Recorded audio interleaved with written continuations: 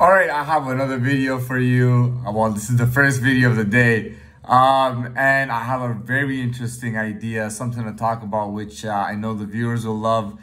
And what I'm going to talk about is socialism and capitalism, or however you want to put it. I think communism is also socialist, and I think democracy can also be capitalist.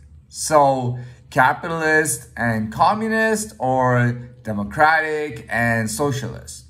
All right, so let's get right into it. And I'm just gonna start getting right into it. So Canada, I believe, when it comes to Canada, like I said, it's not really like a country, but different parts of Canada are different ways. I'll tell you that Toronto and the Toronto area has been pushing for socialism for a while now. But the thing is that there's also people fighting for capitalism, not fighting, but they want capitalism as well. So Toronto is a bit in limbo right now between a lot of things. Toronto is just totally in limbo. When it comes to Quebec, which was old France, or sorry, New France, or a French area, which is still French speaking today, I would say they're capitalist, if anything. And more than anything, they're very French and very French cultured. When it comes to Vancouver, which is close to Seattle, when it comes to Vancouver and British Columbia is a state or province, and Vancouver is the main city of that state or province. I would say Vancouver is very capitalist, highly capitalist. Even though there are people who come from communist countries that live in Vancouver, it's like the capitalists that came from China it's all capitalistic, Vancouver. Now, how do my experiences go with this? First of all, when I traveled to Cuba in 2014, it was still communist or socialist.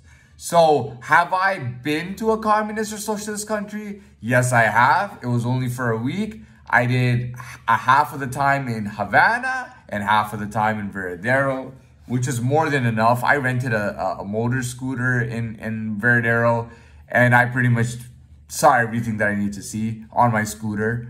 And it was really cheap and everything. It was nice. It was a decent little machine. Now, when it comes to Havana, Havana is very complex. There's a lot of it, like it's a big little place.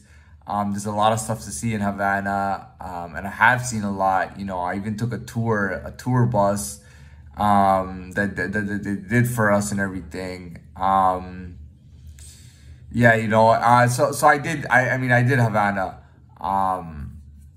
But like I said, so I've been to a socialist country. I've been to a capitalist country, and I've been to states. I've been to the States, over 20 times. Over 20 trips I've done the States in my life. Maybe 30. Maybe around 30 trips I've done in the States. And I'll tell you that, that States is very capitalistic, right? Now, how did I get to this? And it's very interesting because I was thinking about myself and the type of person I am or that I become. You know what I mean? I would say that I began from... So this is what I'll tell you. Even in communist and socialist countries, there is capitalism. Just in a different way. And that's when I was thinking about myself and persona types and types of individuals. We have people go, dude, I'm a sick-ass individual. Not sick as in very good. I am a sick individual, like really good. I'm crazy good. You know what I mean? I'm crazy good, and that's why I'm able to achieve crazy things and have a crazy good life kind of thing. You know what I mean? That kind of thing. No, it's not about crazy life, but it's like I'm crazy good. That can go for just about anything and any group and anywhere. You can be, you can work in a factory and be so crazy good that they make you manager of that factory, one day. You know what I mean? Or you know what I mean?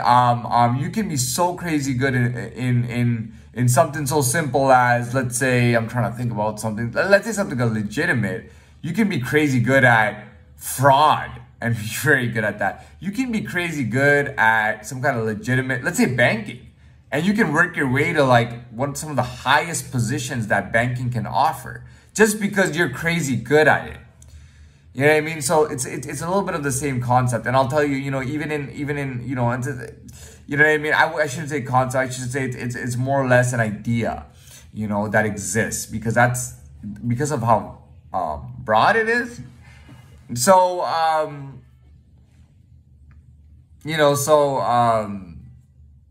so talking about, just like in a communist or socialist country like Cuba. And Cuba, by the way, is hardcore socialist and communist.